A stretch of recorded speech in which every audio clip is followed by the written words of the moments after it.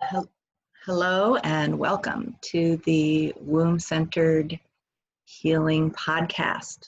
I'm Summer Morningstar and I have Robin with me here. Robin Lee, thank you so much for joining us, Robin. And I met Robin through finding out about your Women Untamed podcast. I think I saw a post and listened to a couple of episodes and presented myself as a potential guest on your podcast, and I got to be a guest on your lovely podcast. So thank you so much for that. And then we said, well, we ought to talk on my podcast as well. So thank you for joining me here, Robin. It's an honor to be here. All right. And so I like to start out with having you introduce yourself a little bit and sharing about your personal womb-centered healing journey and how that's become central in your life and you know, in all ways, personally, professionally, things like that.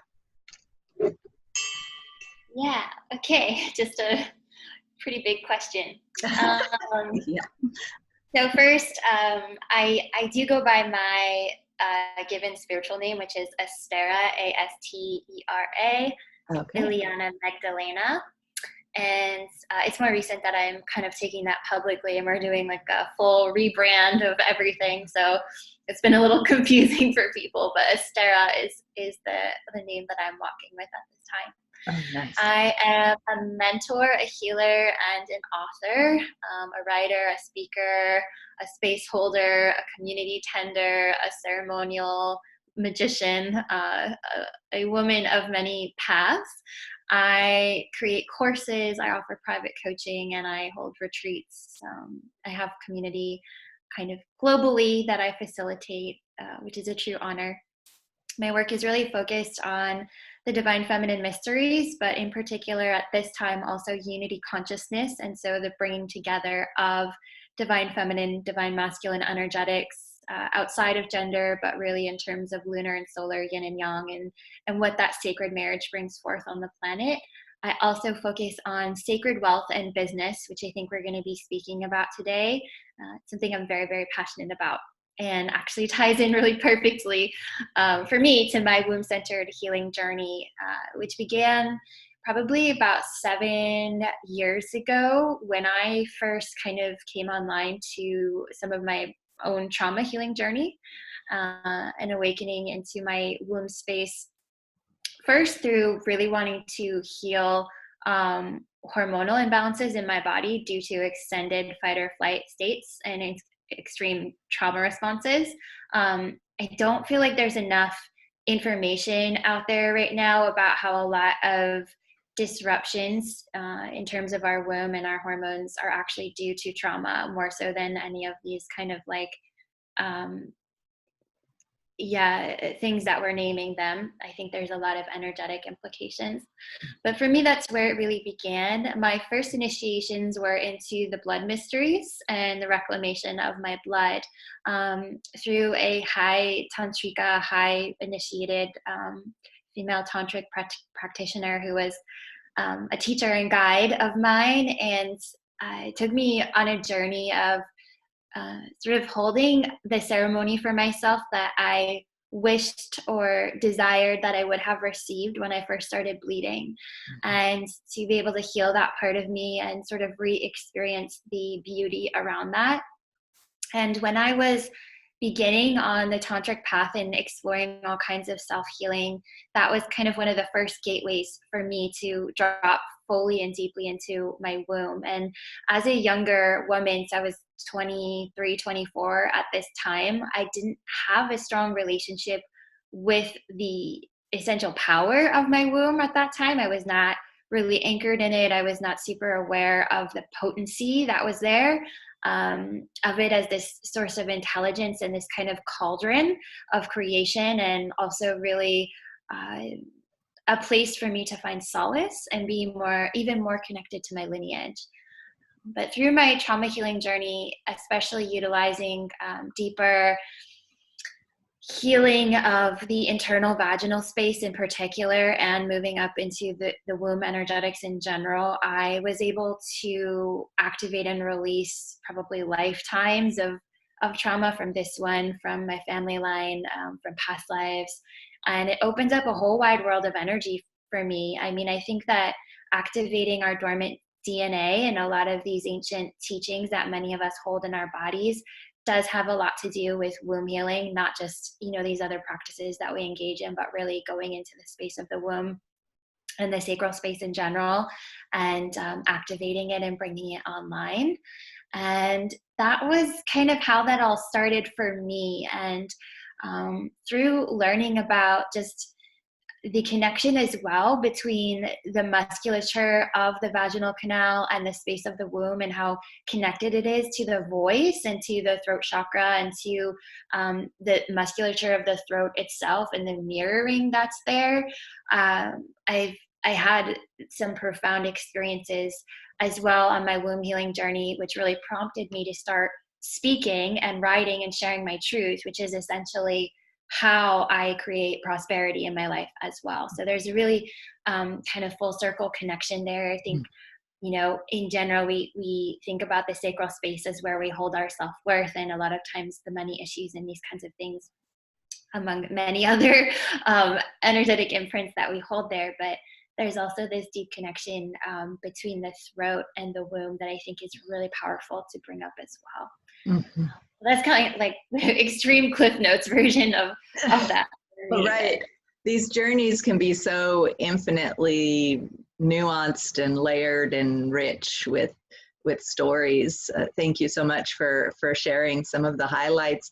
I'm curious about what made you, or how you got inspired or guided in the first place to start working with your Tantra teacher that you spoke of, that started to initiate you into and bring these abilities and experiences online for you, help you to find those for yourself. What motivated you? What were you experiencing in your life before that made you say, you know what, I need to start studying with a Tantra teacher. Here she is, and move forward? So I really didn't say that at all. And that's really the hallmark of my life. I never was someone who was like, yeah, I want to learn Tantra. Like, this is how I'm going to become like a master sexual maestro. Like, it's never been like that for me. It's sort of like when you're ready, the teacher appears. And that is just honestly how everything's unfolded in my life. There was never a seeking for like this specific thing like that, but really she in particular came to me when I moved to New York, which was kind of like a hallmark period as I was starting to transition out of the maiden phase of my life and really go through some very deep and intense initiations, releasing those aspects of myself. And that period of kind of sexual and somatic awakening, she just was the guide that appeared for me. And I was part of this incredible sisterhood. And it was a very, very intense time. But prior to that, the reason that I was seeking healing again was because so when I was 23 years old, I finished a master's degree in Paris. And I sort of torched my entire life.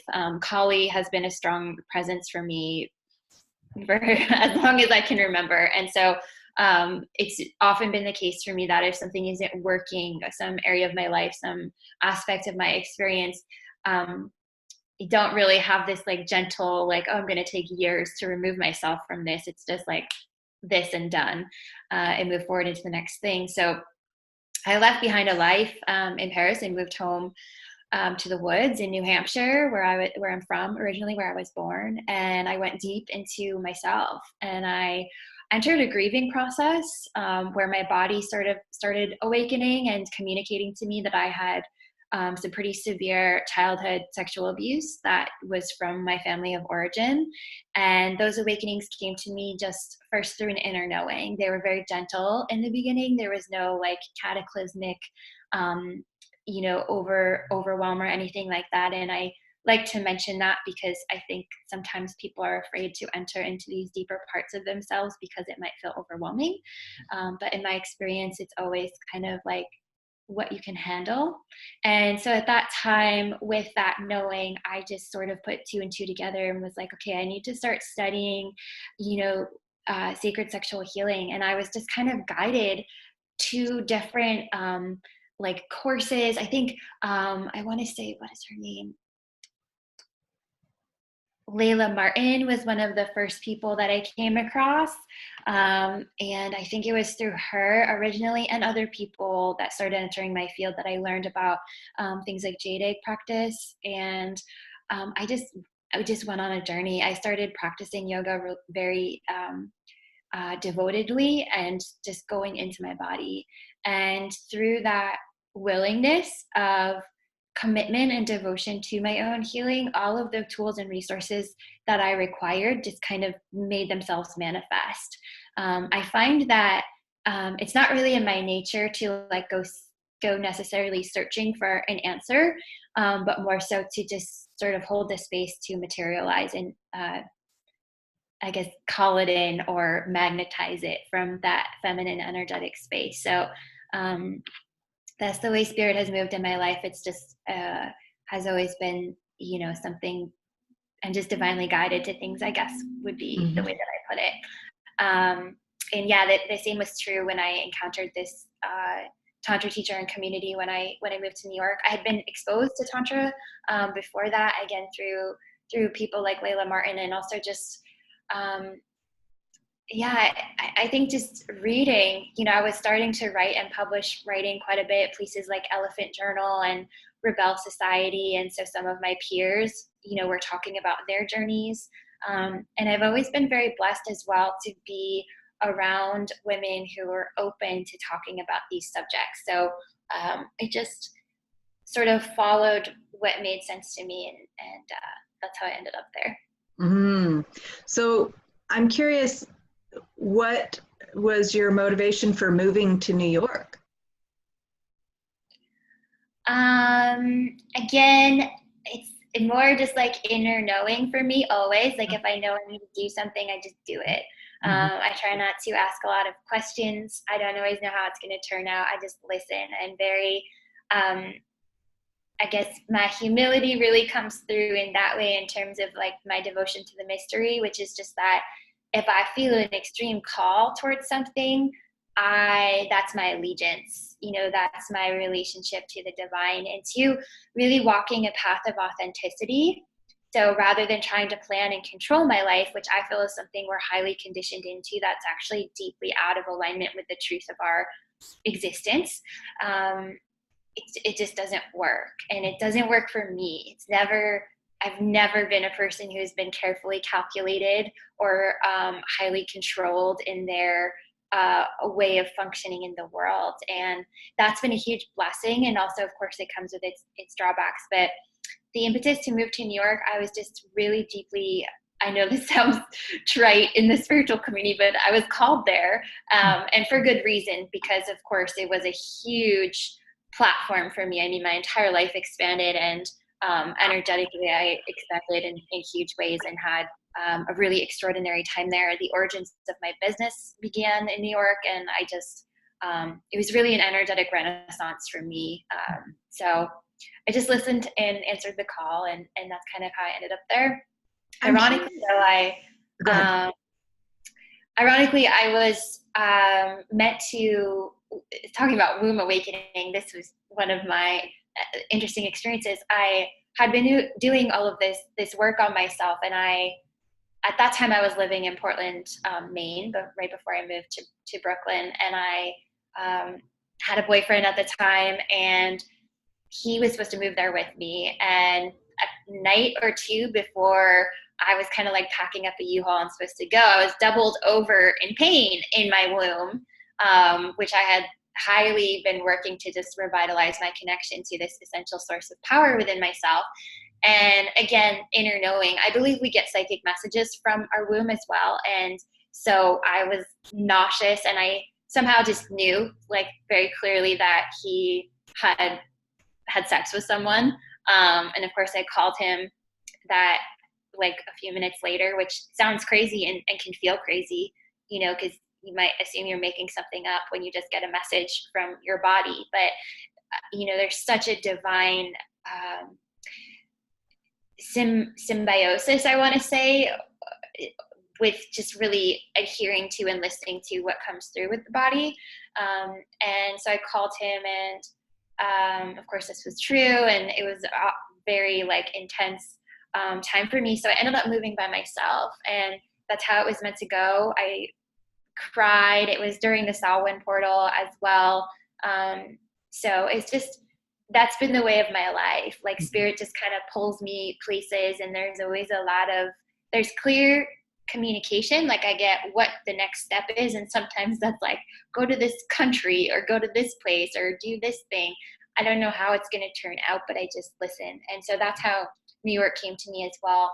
I had gone there for a few different events and stuff, and I just was being prepared, I guess, that it was like the next chapter of my life. Mm-hmm.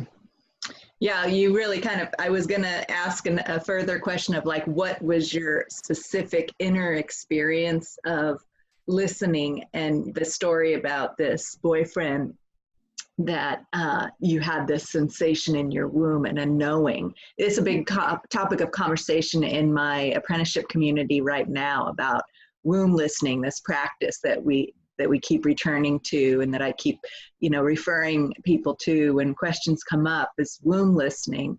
And there's, well, what does that mean? People who are new to the idea or new to the experience, what I find is often that people have had the experience many times already, but aren't necessarily recognizing it or pointing to it or acknowledging it as the source, the womb as the source of that knowing or the location of that knowing. And so that story with your boyfriend, where you had this knowing, this pain and this knowing that something was going on with him, and exactly what it was actually is a very powerful example of that. And I imagine it with your knowing about going to New York, it might not have been as strong of a physical sensation, or perhaps it was a different way of knowing. I'm curious how that knowing about moving to New York, how you felt that in your body, or what that knowing looks like for you, those types of knowing. Like when you say you will often see and know the next step, does that come to you in a meditation? Does that come to you in an insight or in a dream? I know for me, I've had times like that where I'm up in the middle of the night knowing what the next 6 months of my life are going to be, and all I do then is take the next step to the next step, and sure enough it all pans out just as that knowing had portrayed. And so I'm curious how that works for you, perhaps different ways at different times. Yeah, definitely moves through a lot of different channels for me, and I think this is such an important topic because it points to the power of somatic awareness in terms of our personal sovereignty. And so a lot of times women will struggle to know what is a clear yes and what is a clear no for me, especially when they've been out of relationship with their bodies and with their personal will and desire for so long. And when, of course, it's also a trauma that many people hold, not feeling like it's appropriate or even allowed for them to experience their desires, to express them, or even to go seeking for them, because that self-worth piece just might not be online yet. So for me, there are many different ways that my body and my being both receives and transmits communication. And I feel that the further we go on our path and the more we kind of awaken and attune, the body itself kind of becomes like a dowsing stick, where you're able, or a pendulum, where you're able to really utilize it as this energetic channel.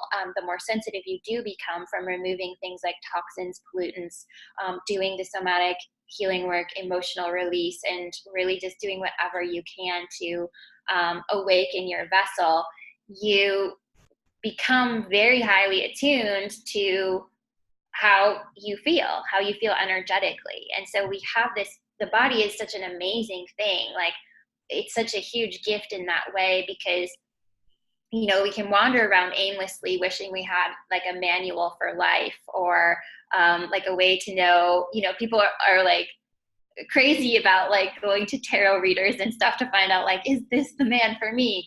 And there's nothing wrong with that. It's beautiful as well. But truly, we have all these resources in ourselves to be calibrated to know what's a yes, what's a no. And so I often feel sometimes with the womb communication, with things like I mentioned around partnership, it has come through that way because, of course, there can be a courting that happens when you are in intimate sexual communion with someone. And so you may feel the energetics there. And for me, that was part of it. I felt that betrayal. We often hold betrayal energy in the womb, obviously, as well.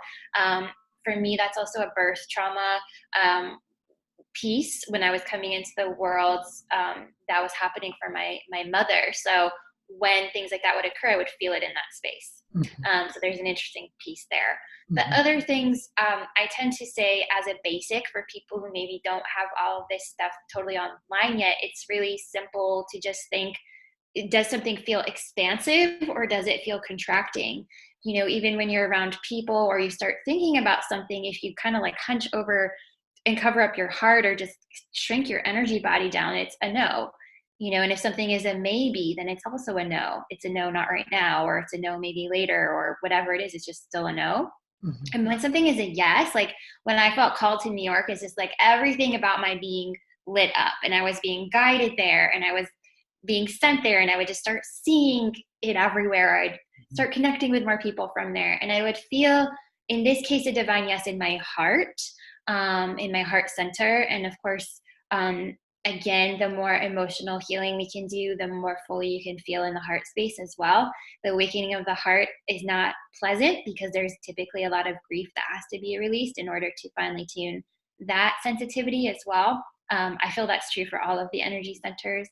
But then, the other piece of this conversation is our psychic and intuitive abilities.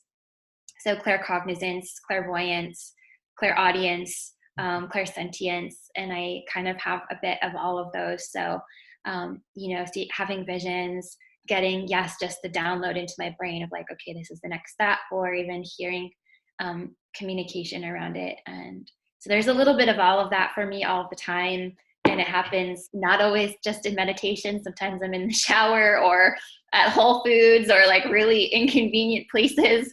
But also, I think that lends itself to saying too, like our spiritual communication isn't just limited to when we're doing our practices. Spirit's always moving. So again, the more we can really awaken ourselves, the more we can receive, which is really beautiful.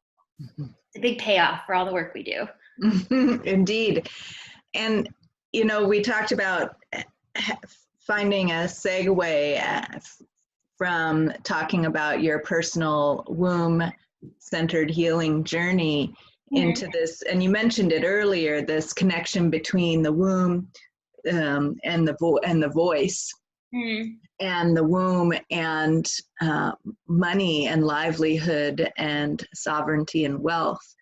And this has been a topic, and economy. This has been a topic of interest of mine. And one of the initial reasons I reached out to you is you were talking about this too on one of your podcast episodes.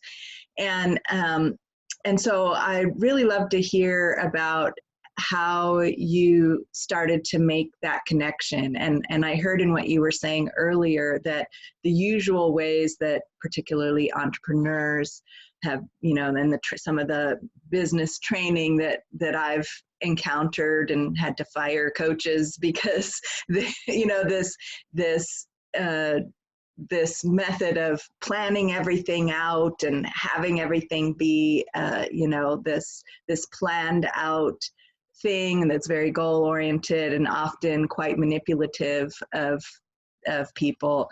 It just feels completely misaligned with everything and particularly the work that sharing this kind of healing work that you're talking about. And so I'm curious about your journey with that and coming into this work and taking care of your financial needs and your economy, and how that has evolved and grown and what healing needed to happen along the way.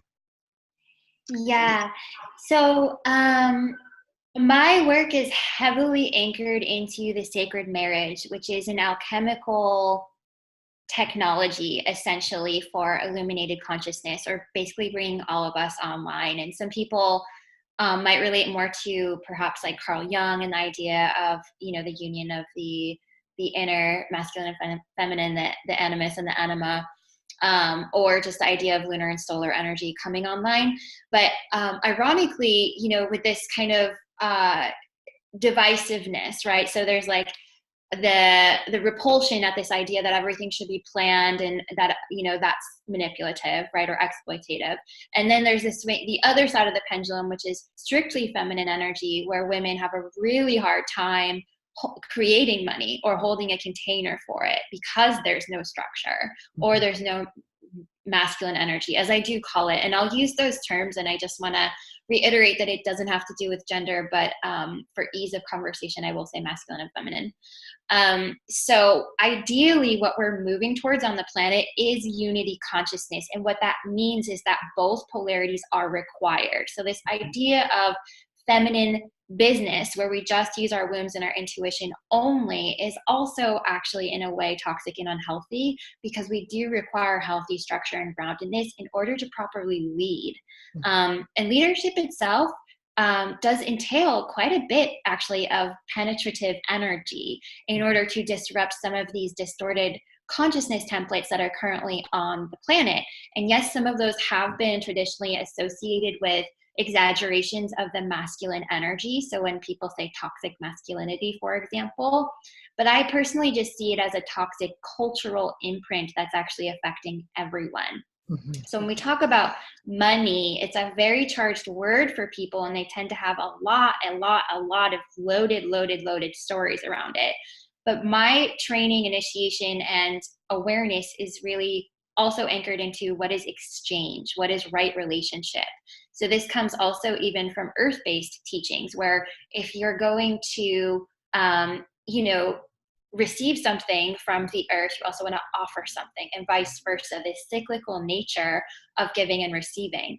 So when we think about that as maybe a healthy model that's inherent and natural to our human expression, we're also out of balance when we're not receiving and we're just giving. So a lot of the time we have the martyr, we have the victim, we also have things like the sacred prostitute energetic as a template that exists still for many women, especially if they are close to tantric practice or associated with perhaps the temple arts.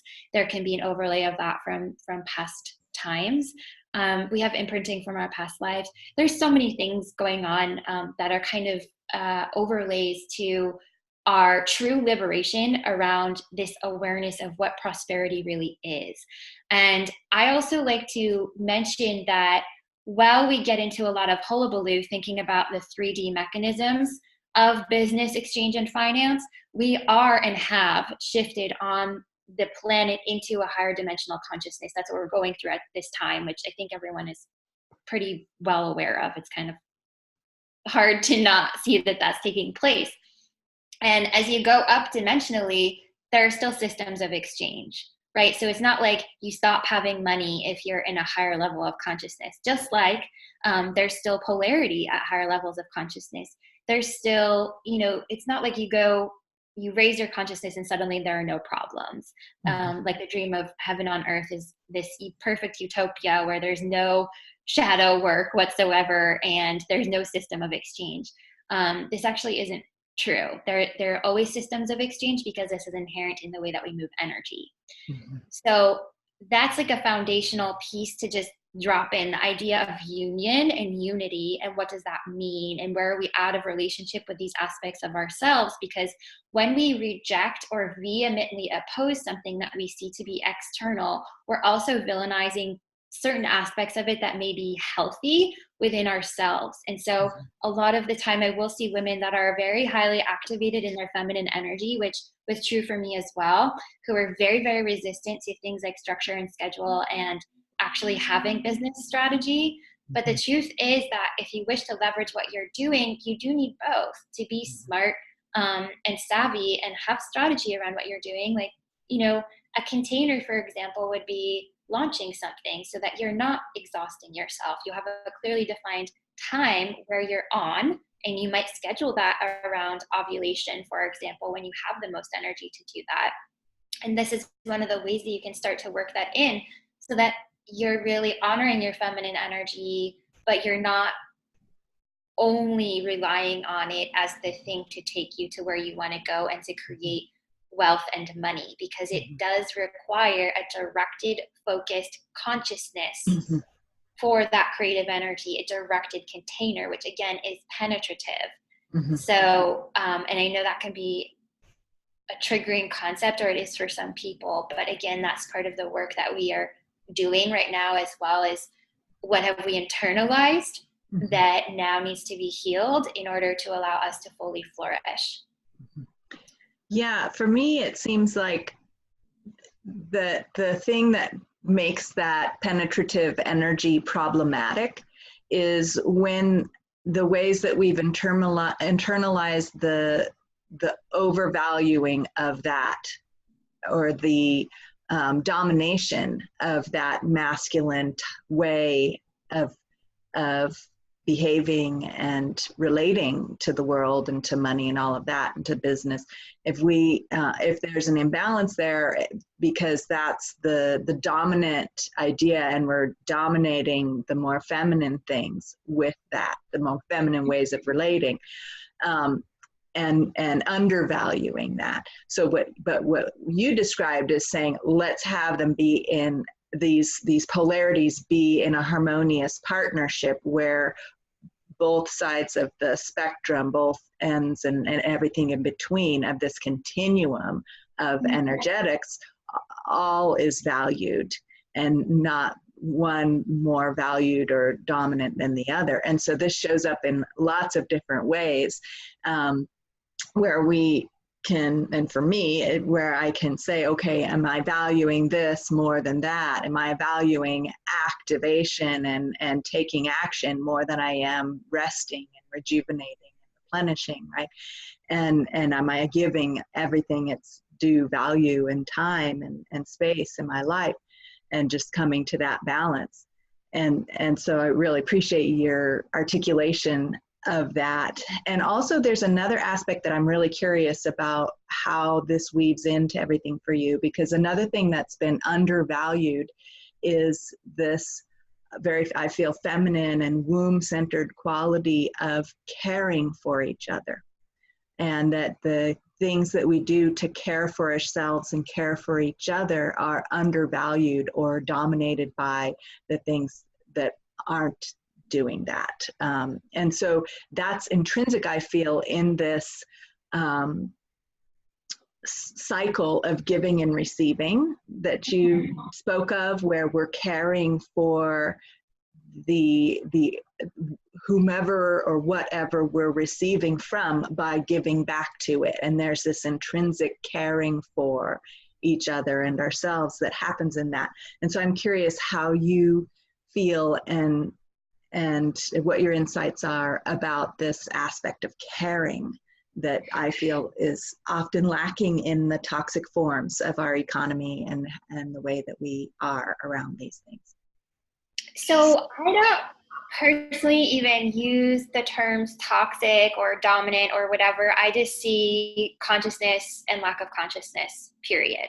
Because otherwise we really program ourselves to continue to experience the world this way, and it's very highly problematic because it just takes a lot longer to actually come into your full personal sovereignty. Not to say that it's wrong or bad, that's just my personal way of relating to it in terms of how I've created what I've created. That is what has supported me.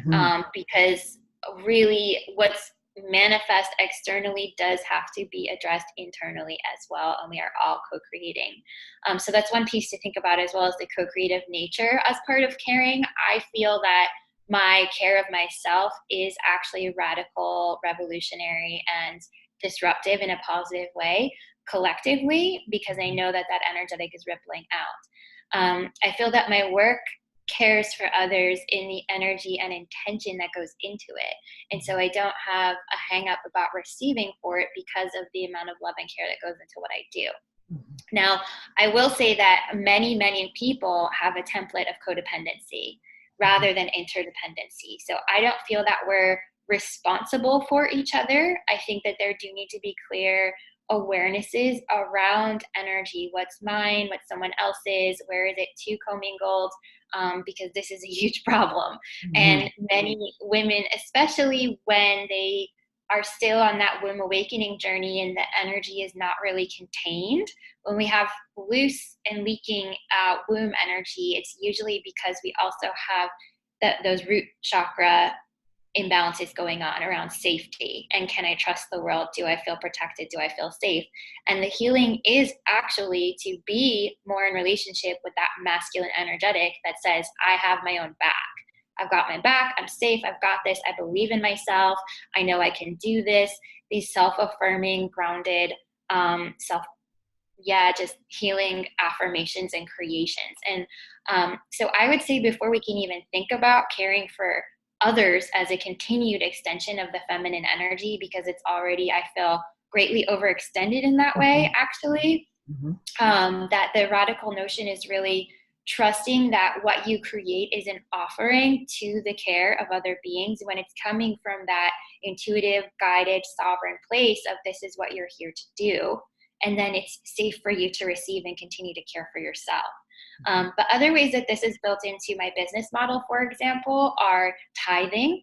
So I give back to organizations that matter to me. Over the Thanksgiving holiday, a portion of our sales went to the National Indigenous Women's Resource Center.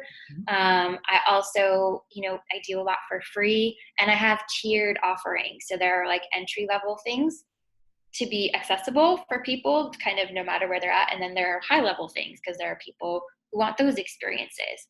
So in terms of caring for each other, I think being aware of the variety of human needs that may be present in the community that you are sharing your gifts with or that you're creating, basically the people you're speaking to, is vitally important, but you're not responsible for those human beings. And it's problematic to feel that way because you will be depleted. And I feel that actually the epidemic of chronic fatigue syndrome in women is because they're basically just hurtling all of their energy out of their bodies rather than receiving financially, nourishing themselves and learning how to contain their energy. Because when the energy is contained, you're much more potent as a being and you're actually very highly magnetic, and there's less actual quote unquote work that needs to be done to create continued wealth. Once you have structures and systems in place, it can actually become easier, and there's less of your personal energy that needs to be required. And then there's the spiritual side of that equation, which is that if you're trying to do everything on your own with your personal willpower and energy, and you feel responsible for everyone else, you're actually taking God, universe, source, goddess entirely out of the equation. In my worldview, we should try to empty ourselves out so that actually the divine is the one kind of pulling the big guns, doing more of the work. It's not, it's normal to feel tired sometimes when we're doing our work, but you shouldn't be exhausted and depleted. And that's what I see a lot of the time. So before I could even speak to caring for others, I would have to say the frontline issue, if I can call it that, is just caring for the self. And that's a radical act in this world still. Absolutely. Especially for women, where it's almost like in the overall societal undervaluing or not valuing and not compensating work that's caring for others oriented, right? Like child rearing and housekeeping and caring for the elderly and caring for the sick, unless you're a doctor, but like, the undercompensation for some of these very caring activities and teaching, even in the society at large, what we were raised in, things like that, that's undervalued. And so we internalize that and undervalue it in ourselves and just try to make up for that deficit, it seems, of value by just pouring more and more and more.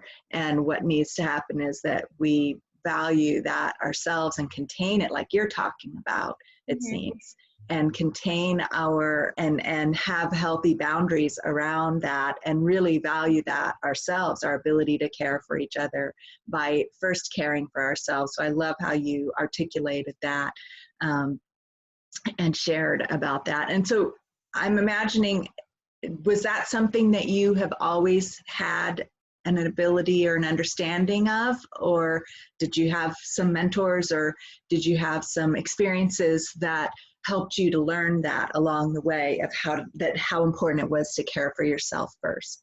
Yeah, that's a really good question. I feel that my personal belief system, and of course, this does not have to be everyone else's, but is that I perfectly orchestrated the experiences of my life to train me for what I'm here to do. So the world that I came into was highly abusive, highly, highly traumatizing, and very neglectful. And I didn't really learn or even understand basic things about my value as a human being or caring for myself, like brushing my teeth, brushing my hair. Like I was basically felt like I was a feral animal. So as I grew up, and became more socialized into the world, I started to realize, of course, that I needed to learn more about those things, and kind of became programmed with hegemonic ideals of beauty, and then rebelled against those, and had a whole journey with being an anarchist and lots of fun things along the way.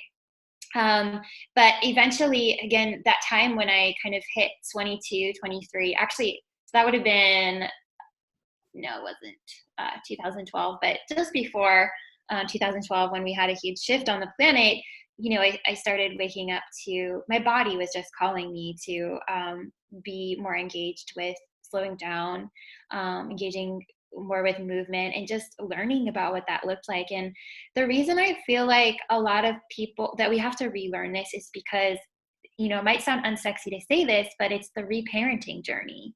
That's what self-care really is. It's not just taking bubble baths and eating raw chocolate. It's like having hard conversations, confronting your deepest emotional wounding, and sitting with yourself in the depths of extraordinary pain. And before we even ask anyone to externalize their focus, 99% of the population is still walking around with these very deep wounds within themselves that need their love and attention. And it's not something that anyone else can really do for you. We need each other in terms of support systems, but really part of the reason why we have these broken systems is because we have so much trauma in our collective.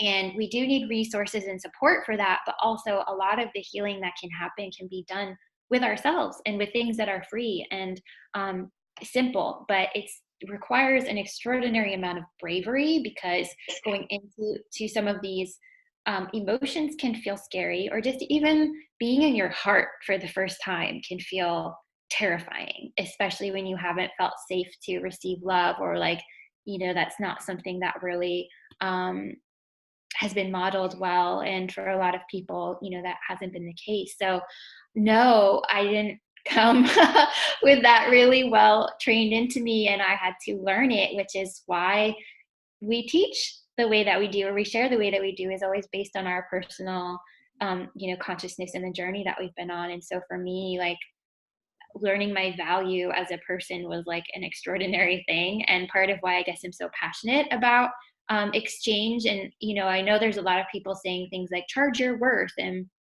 blah blah blah, but really, when you start to understand the energetics of how we're using our life force, and the relationship between that and what money actually is, then it doesn't feel good at all anymore to discount yourself again, and often out of codependency, because we're afraid of what people will think, or because we feel like we need to rescue everyone else, or whatever is there. And I'm not an advocate of every man for himself by any means, but I do feel that especially right now, whatever resources we can put towards especially if you're a leader or if you're a business owner, or if you're someone who's here to kind of help anchor this new consciousness that's kind of coming through, it's very important to make sure that you are doing this work and that you're putting your resources towards illuminating yourself, because it makes it easier for you to hold space for others. And actually, it's the training that is the initiation. So it's kind of a Zen cone in that way. Like, in order to help others, you really have to help yourself. And yeah, so those were not things that I didn't come with those things installed at all, really. And so it's been a journey installing it for yourself. You know, when you talk about exchange, I'm curious if you've worked with much with exchange of services, more of the bartering model, to make things available that you have to offer to people who might not have the money, but they might have the time and energy to contribute to you and your programs or something in some other way that's of value to you.